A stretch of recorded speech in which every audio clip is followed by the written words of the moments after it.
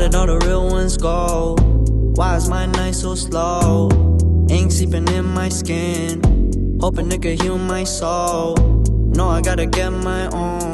Ok, donc il est 8h20 très exactement et du coup je vais vous faire la première recette. Il n'y a pas des millions de vues dessus mais quand je l'ai vu j'ai trop eu envie de tester. C'est un truc que je pourrais vraiment faire tous les matins parce qu'il y a des protéines avec les œufs. Ça a l'air tellement simple à faire. Par contre je pense qu'il faut aimer le mélange sucré-salé sinon ça ne passe pas. Tous les matins j'ai l'habitude de me faire mon fameux porridge. Vraiment avoine, lait végétal, 2 minutes au micro-ondes et je rajoute le topping que je veux. En général c'est du beurre de cacahuète. Là c'est un peu le même délire, vous pouvez rajouter le topping qui vous fait plaisir. Vous pouvez remplacer la pomme par un autre fruit, rajouter du beurre de cacahuète, du chocolat. Lui il me semble qu'il rajoute du chocolat et des amandes. Donc voilà, on va tester ça comme première recette, ça a l'air plutôt cool. Je vous le dis, on va bien manger aujourd'hui à mon avis. C'est la première fois que je filme ce genre de vidéo, du coup j'espère que ça va vous plaire, que je vais pas me rater et que je vais peut-être vous donner des idées. En vrai il y a des recettes trop cool. Je pense que la recette que j'ai le plus hâte de tester c'est celle de ce soir. Ça va être super bon. En plus ce soir il y a mon copain qui vient, donc on sera 5 en tout à manger. On a intérêt de faire un truc bon. Je vous présente Blue, je ne sais toujours pas si c'est une fille ou un garçon. Moi je pense que c'est une fille. Je la laisse pas enfermer ni rien quand je suis pas là, mais si je la laisse dans la cuisine du bas en fait, il y a les deux autres chats et ça la traumatise. Ils s'entendent pas du tout pour le moment. Je sais que ça va venir avec le temps, mais en plus elle miaule dès qu'elle est toute seule, enfin elle pleure. Elle a seulement 1 mois, du coup je pense qu'elle appelle sa maman. Bref voilà, moi je n'ai jamais été maman chat donc j'essaie de faire comme je peux. On la surveille tout le temps, que ce soit ma soeur, mon copain ou moi.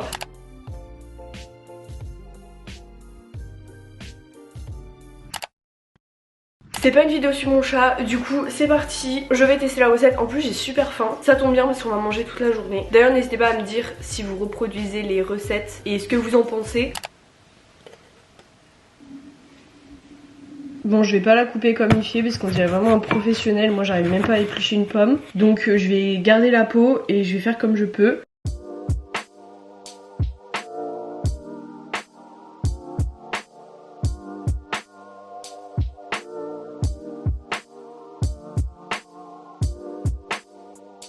Ok, donc maintenant j'ai mes pommes, je vais mettre de la cannelle. En plus ça tombe bien parce que j'aime trop ça. Et ensuite je vais rajouter les 3 œufs. Ensuite le sirop d'agave.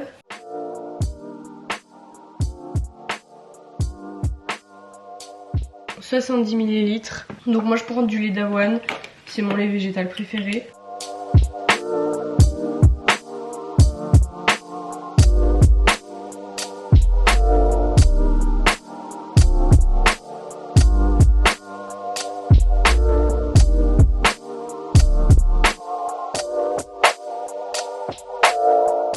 Je vais rajouter de la noix de coco.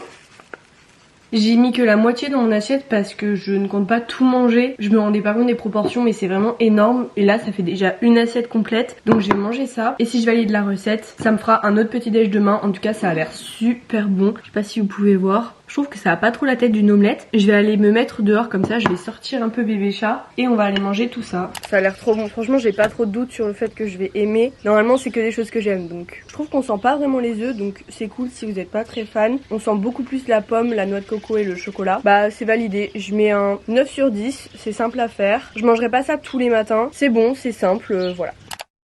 Je vous retrouve, il est 12h30, je viens de passer 3 heures sur un montage. J'ai été tellement productive ce matin, vraiment c'est trop cool. Baby Cat est en train de dormir, je pense qu'elle va bientôt se réveiller. Et il est temps pour nous de tester la recette du midi, donc la deuxième recette de cette vidéo. Si t'as pas trop de temps et que tu veux un repas protéiné équilibré pour ta perte de poids, aujourd'hui je te montre une recette de wrap. Tu commences par prendre une tortilla de blé complet et ensuite tu vas étaler 2 carrés frais. Là moi j'ai pris ail et Finzer parce que ça change de goût. Ça vraiment c'est un cheat code puisque 2 carrés ça te rajoute quand même 9 grammes de protéines donc c'est énorme. Et ensuite tu y mets la salade de ton choix. Au niveau des crudités, j'ai coupé un concombre en fines tranches et une tomate que j'ai coupée en petits morceaux. Habituellement pour les lipides, je rajoute des avocats, parce que c'est super important de consommer de bons lipides, mais là j'en avais pas. Tu peux également y rajouter du maïs, des carottes. Les crudités de toute façon c'est à volonté. Pour les protéines, je me fais un œuf brouillé. Pour y ajouter un petit peu de goût, tu peux y rajouter du basilic séché, des herbes de Provence ou même du thym. Moi je préfère nature, chacun ses goûts. Tu rajoutes ça avec tes crudités et ensuite on va venir mettre 2 tranches de blanc de poulet, donc là moi c'est du réduit en sel. Tu peux très bien aussi y mettre du jambon, même si c'est mieux le blanc de poulet, tu peux très bien manger du jambon de temps en temps. Au niveau du pliage, tu prends les deux extrémités que tu viens plier, tu tournes ton wrap et tu le roules tout en serrant tes deux autres extrémités. Bon, malheureusement, le mien, je l'ai un peu cassé. Heureusement que je comptais pas l'emmener quelque part, celui-là.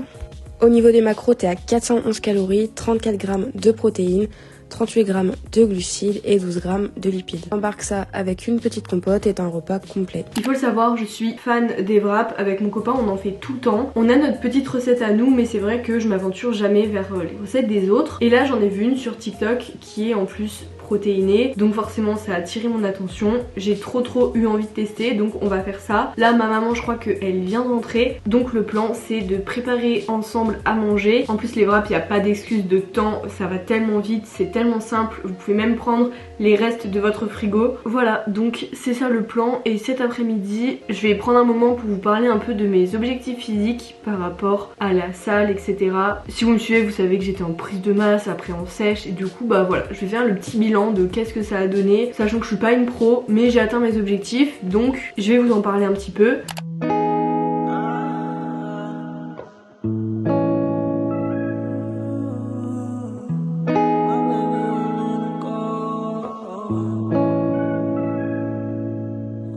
Never ever meant to be so sour, baby. Running out of steam every day be the same. Living like this, testing all my patience. Need a bit of you every time I drink. Like a love, like a love.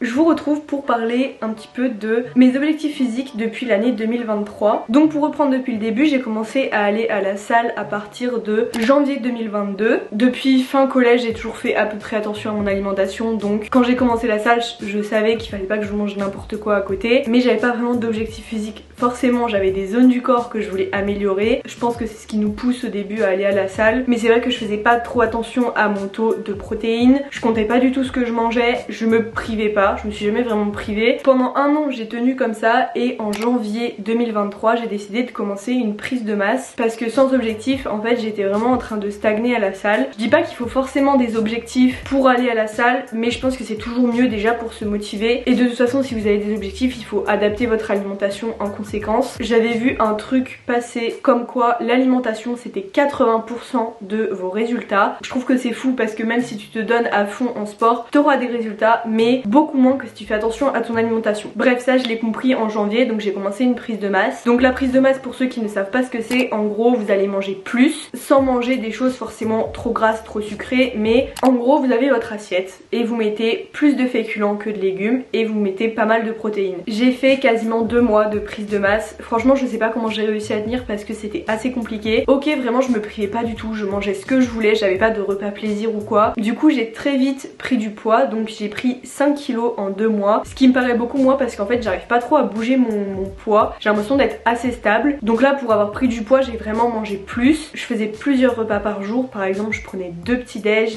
2 goûters. Je mangeais quasiment toutes les 2-3 heures et du coup j'ai habitué mon estomac. Ça s'est pas fait du jour au lendemain. Donc je suis passée de 53 kg à 58. J'étais très contente. Après c'est sûr que la prise de masse qui est compliquée, c'est que vous vous voyez prendre du muscle mais vous voyez grossir aussi, ce qui est totalement normal. Vous fallait pas prendre que du muscle pendant une prise de masse, même si vous faites attention à ce que vous mangez beaucoup de protéines, de choses bonnes pour votre corps. Vu que vous mangez plus, d'une certaine façon vous allez prendre du volume, si je peux m'exprimer comme ça, c'est normal. J'ai oublié de préciser aussi, mais pendant la prise de masse, ce qui était trop bien à la salle, c'est que j'avais beaucoup plus d'énergie, donc j'ai soulevé beaucoup plus lourd. Genre j'ai vraiment augmenté toutes mes performances. Début avril je commence ma sèche. Autant vous dire que je n'ai pas réussi. J'avais entraîné mon corps à manger beaucoup plus, donc c'était un petit peu compliqué. J'y ai été étape par étape, c'est-à-dire que j'essayais de diminuer un petit peu les féculents que j'avais rajoutés pendant ma prise de masse en mettant plus de légumes cette fois-ci dans l'assiette. Franchement j'ai mis 1 mois avant de m'y mettre, surtout que je suis partie à Amsterdam. On a mangé n'importe quoi là-bas, enfin vraiment. Quand je suis revenue d'Amsterdam, on était le 20 avril et je me suis dit je vais vraiment devoir commencer ma sèche correctement parce que là je fais des exceptions tous les jours, mais du coup ce n'est plus une sèche. J'espère que mes propos seront pas mal pris, etc. Je vous parle juste de mon expérience par rapport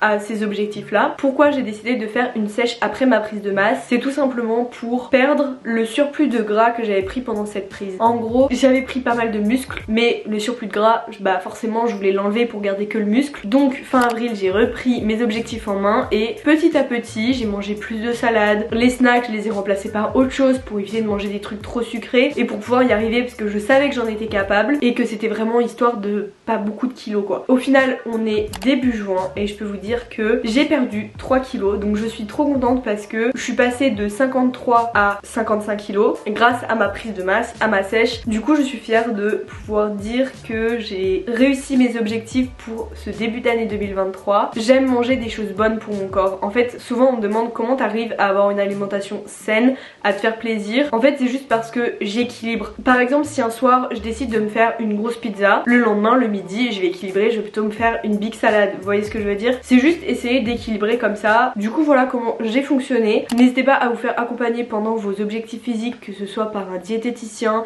un coach. Je pense que c'est super important parce qu'on peut vite, sans connaître, faire n'importe quoi, ce qui est totalement normal. Enfin, si on nous explique pas et si on connaît pas forcément, on ne peut pas faire les choses bien. Donc renseignez-vous au maximum et surtout faites-vous plaisir pendant l'été parce que l'été, on ne peut pas commencer des objectifs physiques l'été. Pour moi, c'est impossible. Il fait chaud, on a envie de faire autre chose l'été. Généralement, on a des vacances. En septembre, si vous voulez fixer des nouveaux objectifs, oui. Mais pendant l'été, vous vous prenez pas la tête avec tout ce qui est alimentation, avec votre corps. L'été, c'est fait pour profiter. Du coup, voilà, concernant tout ça, je vous laisse avec la suite du vlog, avec la recette du goûter. Prépare ton petit déjeuner pour la semaine avec cette recette rapide et healthy. Commence par broyer 2 bananes. Ajoute 2 œufs entiers, de la compote de pommes, du lait végétal et de la farine de patate douce. Une fois que c'est fait, ajoute des flocons d'avoine, 50 grammes. Ajoute 2 cuillères à soupe de miel et prépare ton chocolat. Tu peux ne pas te prendre la tête et ajouter directement des pépites de chocolat, mais en découpant ta tablette de chocolat noir toi-même, ça va te revenir beaucoup moins cher. Retrousse tes manches et mélange ta préparation jusqu'à obtenir une texture bien homogène. Ensuite, on va venir graisser un moule. Ensuite, ajoute des amandes effilées, puis un petit supplément de chocolat. Et pour finir, découpe une banane en 2 et dispose les morceaux sur ta préparation. Et bim, ça va au four pendant 20 ou 30 minutes à 180 degrés. Vous allez voir, c'est juste une dinguerie. N'hésite pas à manger ce banana bread lors de ton petit déjeuner ou de tes collations. Bon, je vous retrouve avec ma maman pour préparer le goûter. Donc pour la recette du goûter, on a choisi un banana bread. T'en avais déjà fait un? Oui, il me semble. Là du coup, on va essayer de suivre la recette TikTok pour vous dire si ça vaut le coup ou pas. Donc on va sortir tous les ingrédients et c'est parti. J'ai trop hâte. Pas très pratique parce que il nous donne pas les quantités dans sa recette. Du coup, on va faire comme on peut quoi. On va faire au pifomètre. Bon là elle est un petit peu abîmée mais justement pour broyer c'est pas très grave. Regardez qui nous a rejoint, regardez-moi ça. Oh elle ronronne en plus, oh, elle est trop mignonne. C'est trop mignonne. On va mettre du lait de coco pour le lait végétal. Mais si tu veux tu vas utiliser le même récipient du coup. Ouais. En fait on vide la compote et on met le lait.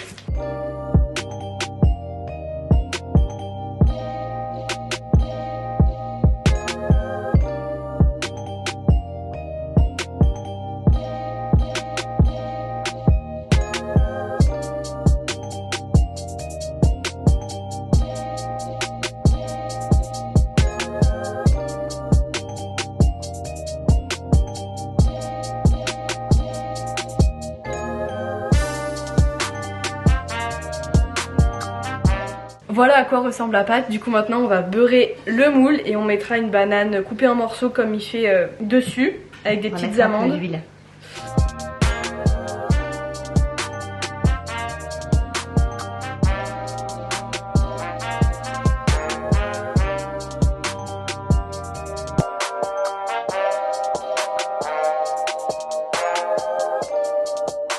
On se retrouve pour le crash test, je sais même pas si ça se dit, pour goûter un gâteau. Mais du coup le voici. Alors j'ai une mauvaise nouvelle à vous annoncer. La cuisson n'était pas indiquée sur le TikTok. Donc avec ma mère on a vraiment fait au pif. On a mis à 180 degrés pendant 25 minutes. Il était pas assez cuit donc on a remis 5 minutes. Sauf que j'étais dehors et je l'ai oublié. Donc il a cuit genre 3 minutes de trop. Et donc c'est les amandes sur le dessus qui sont un peu grillées. Mais ça va pas affecter le reste du gâteau. Je pense qu'il va être très bon quand même. Voilà, c'est vraiment un big gâteau. Comme vous l'avez vu, les indications, enfin sur le TikTok on voit clairement pas combien de grammes il met pour chaque ingrédient, donc pareil on a fait au feeling. De toute façon vous l'avez vu dans la vidéo, on a également rajouté de la levure et on n'avait pas de farine de patate douce, on a pris de la farine normale. Donc on a un peu trafiqué la recette mais en même temps on était un peu obligé. En tout cas sa recette donnait quand même vachement envie, c'est pour ça que je l'ai choisi pour cette vidéo. Donc let's go tester ce big gâteau. Encore une fois j'ai trop hâte pour la recette de ce soir, vraiment je ne pense qu'à ça. Surtout que c'est un truc simple et si ça me plaît je pense que ça peut vraiment changer un petit peu parce que généralement on a des recettes que on fait tout le temps. Je sais que ma maman des fois elle galère à savoir qu'est-ce qu'on mange ce soir puisqu'elle a l'impression de faire tout le temps les mêmes choses, donc ça c'est une variante de choses qu'on peut faire quand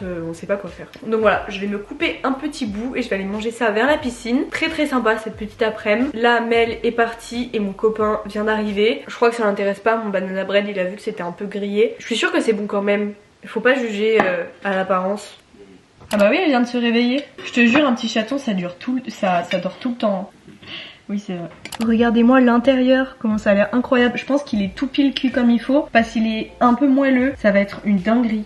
Vraiment ça va être trop bon. Je vais reprendre une petite part. On dirait qu'il y en a pour 10 personnes mais je vais essayer d'en faire goûter à mon copain. C'est super bon en vrai. Il y a de la farine et des flocons d'avoine.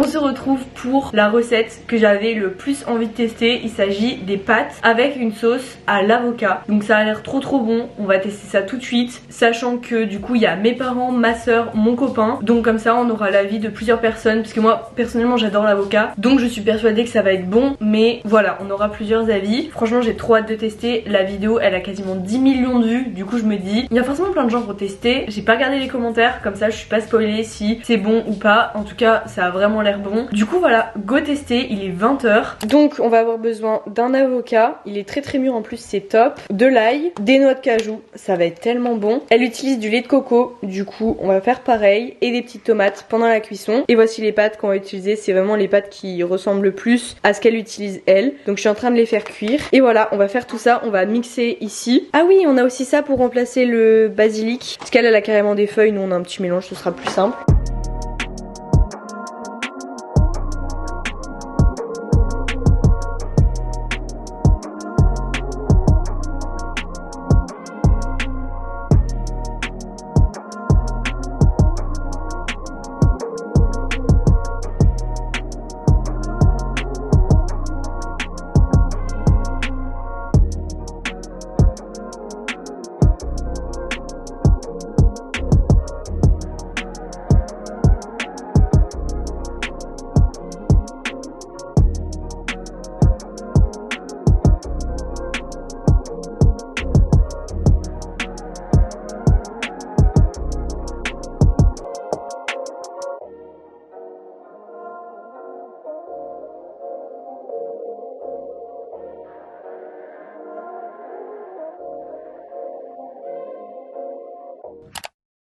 En ce moment je ne sais pas ce qui se passe mais je ne finis jamais mes vlogs. Du coup voilà, on est quelques jours plus tard, je viens pour clôturer la vidéo. J'ai trop aimé la faire, limite je suis capable de faire une partie 2. Il y a tellement de recettes TikTok qui donnent envie. Donc si la vidéo vous plaît, n'hésitez pas à la liker, comme ça je saurai si je fais une partie 2 ou pas. En tout cas si ça vous a donné des idées de recettes, tant mieux, c'était le but. Il n'y a pas eu de flop, donc ça c'est très cool. En tout cas moi j'espère que la vidéo vous a plu, si c'est le cas n'hésitez pas à la liker et à vous abonner, ça fait toujours plaisir. Et nous on va se voir bientôt dans une prochaine vidéo.